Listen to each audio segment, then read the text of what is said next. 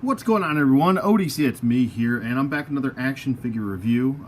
Today's review, we're going to take a look at the 1988 G.I. Joe Cobra IMP. This is actually a pretty cool vehicle, very small vehicle, as far as compared to some of the other vehicles that we've got, like the Killer Whale, the Brawler, etc. Anyway, taking a look at this smaller, mine-crafted missile launching vehicle. This is pretty cool. It's got these three large missiles on the back. 1, 2, 3. And then we have 1, 2, 3, 4, 5, 6, 7, 8 mines. So once these missiles on the back here launch off, this front portion pops off. Oh, and there goes everything all over the place. So the mines are still on here, for the most part. Mine malfunction, sorry. As soon as this launches off, this top portion will separate, and then the mines would shoot out like so and spread themselves out beyond the minefields, which is pretty cool. You do have to kind of do it yourself. It's not spring loaded or anything like that, so you kind of just have to use your imagination a little bit and go with that. We do have some grooves here on the one side and on the other, so you can place this any which way you want. I usually like to place it with the sticker side, the red sticker sides up, and you just slide them into the groove and they sit right in. It does have a little gun in the front here, which looks pretty good. It is a little bit of a brighter color. Not a big deal, though. I don't care. I mean, like I said, you got to use your imagination here. We also do have a ratcheting effect for the top portion. Now, as far as the launching mechanism, like I said, for the raising and lowering of the launching, this can come off the track, as you can see inside here. Let me just get some stuff out of the way here. As far as the inside of that, there is a track inside here, and if you pull too far out, it will go off the track, but you simply just click it back in place and they can go down. Here it is fully extended, like so. So pretty cool. And just for scale reference, we'll bring in my custom Spirit iron knife here. That's for scale reference with a Marauders figure. And then here's a scale reference with what I believe as I think the best driver for the vehicle, as far as my personal preference goes. I like to give it to the Frag Viper. I feel like it's fitting, looks good. They both look good. He fits in there, which we'll get to that in a little bit. But overall, there it is, fully extended as far as the canopy / missile launching effect goes. Oops. The red on here is a really nice, almost like maroon red. Looks really good. I feel like it really complements the yellow and the black and the charcoal gray nicely. I feel like it's a nice flow throughout the entire vehicle here. Turning around to the back, there are 2 peg holes at the bottom here. They can fit a vintage figure on the back of each side. So if you did want to have 2 more guys holding on, the only problem with that is that I kind of wonder what they're going to be holding on to. I don't know if I would be wanting to ride on the back of this thing while it's got missiles facing at me with mines that are ready to be launched.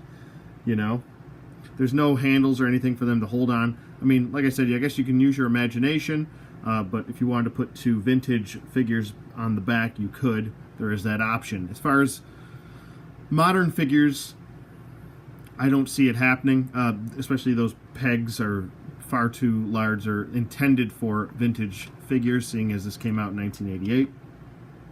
The treads are pretty good looking. I like them. I like the nice sculpt on for the treads and the Everything looks really good there. Just getting a little closer here so you guys can see.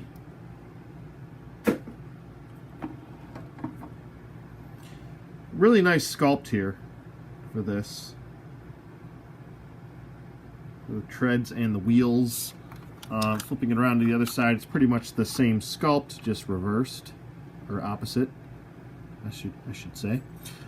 Cool little feature about the Imp is that these treads do tend to move up and down a little bit, so you can, you know, almost pose this up a little bit as if he's going uphill, just a little bit. It only moves a little bit, like I want to say, just about this much. So it rocks up and down just a hair.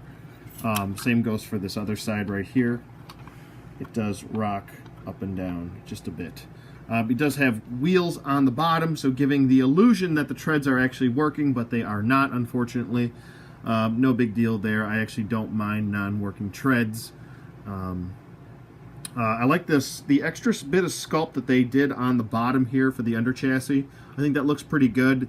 Very consistent on both sides of the sculpt. And I like the extra added detail that they didn't necessarily have to do, but they did. We all know with our modern figures that we probably wouldn't have got this attention to detail and a little bit extra love and care for sculpting underneath a vehicle. Usually, all the sculpting is usually out where you can see it, not underneath. So I feel like this is a nice little touch and some things that we're not going to see as of late.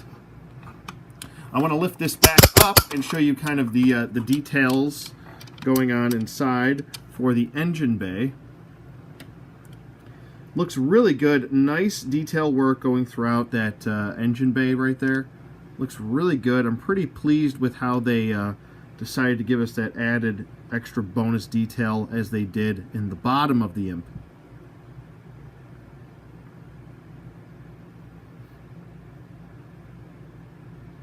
You can actually even see some of the working meters in there. There's like a working gauge meter in there, all the way to the top right of the engine.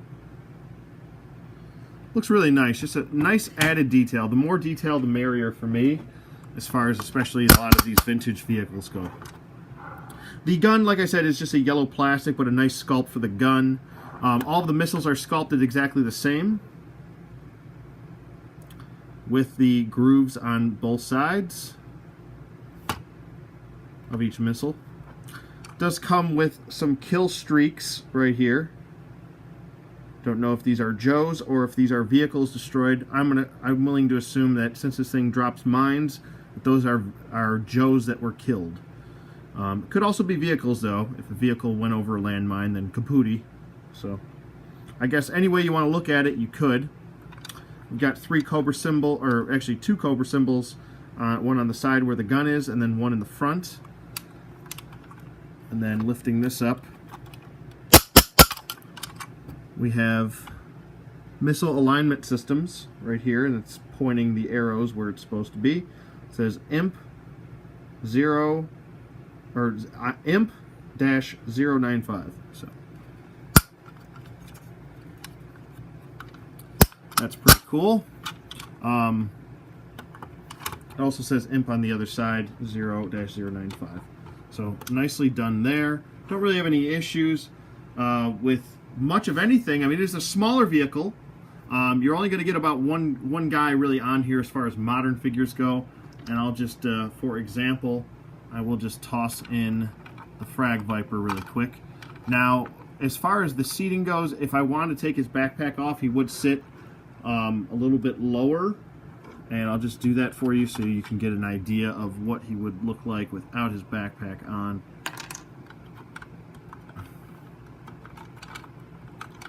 And as you can see, he can sit much lower. If I take his attachments off his gun and his scoop, right there is what I like to call it, his grenade scoop, then he would sit probably all the way in there.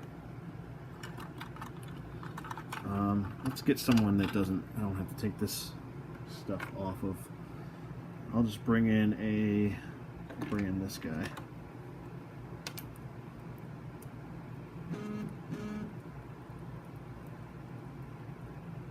Phone is going off.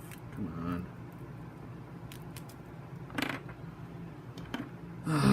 It's always something, right?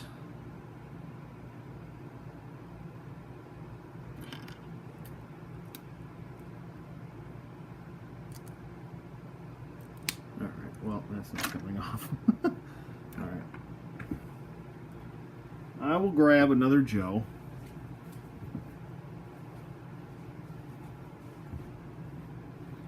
We'll just grab Skullbuster here, and we'll take all of his attachments off and try and get his hands and see how he fits in here.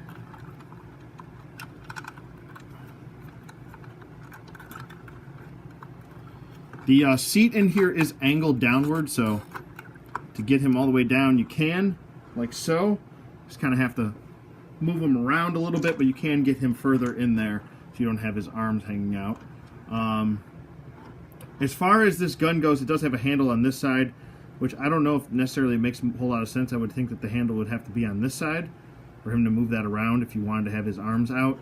But what I like to think is that he's got controls inside of there that actually would move this gun back and forth on its own. Therefore, he doesn't have to have his hands outside.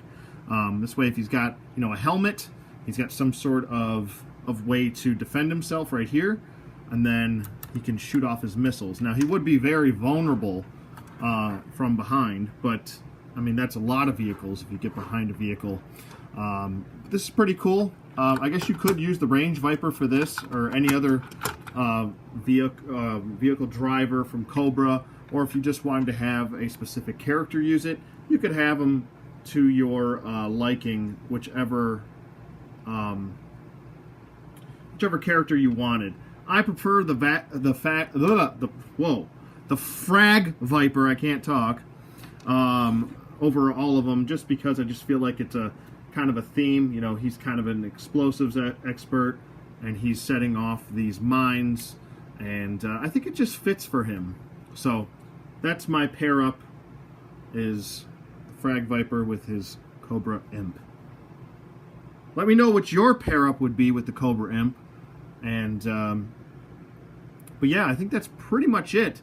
Like I said, all of the missiles can come off, just to show you what the vehicle looks like with them all off, in case you are interested. That's what it looks like. Like I said, all you have to do is pop the top off and release all of these mines, but you'll have to do them at your finger's leisure.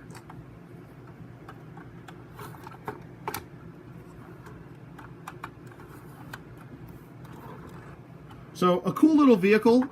Before I let you guys go, I'll try to get some light in here so you can see the inside workings of the Imps. And it is a pretty deep cockpit for the Cobra Imp here. As you can see right there, some sculpting inside, even on the seat. And that's what I'm talking about when I'm saying attention to detail.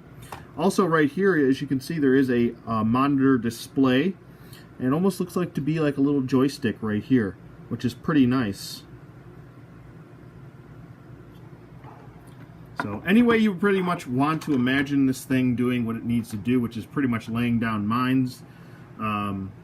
You can have it do it, I think. I like the movable treads, not technically the treads, but the whole plastic tread piece. I like that you can move them a little bit up and down for terrain and kind of line them up so it looks like it's actually climbing something, as opposed to just sitting there with wheels underneath. Although the wheels do not roll that, not all that great. It could just be mine, but the I feel like if you move these treads up, it'll actually roll a little bit better. So that's probably what that feature was for. Maybe possibly when you push the treads down, oh, and they can pop off, by the way. If you push the treads down, it doesn't roll as better, but if you push the treads up, it tends to roll a little bit better. So, not too bad there. I would definitely give this a 2 thumbs up. There's 2 thumbs. And I would recommend you picking up the Cobra Imp. I know originally when it was released, I think it went for around $4 in 1988. Now I think you can probably get it for around, I don't know, anywhere from 10 to $20, depending on if it's in box. Probably I'm going to guess around 25 if it's on box or mint on box. If it's loose and complete and everything, you have all all the landmines and everything, then I would probably say it's probably going to be around the $15 to $20 range. But other than that, I would definitely pick this up. I actually found this for $10, and it was at a local flea market. So $10, not a bad purchase. Pretty happy with it. Came complete, even with the original stickers. These are not repros. And yeah, that's pretty much it for my review. Let me know what you guys think in the comments below. Thank you for watching as always, and I'll see you guys on the flip side.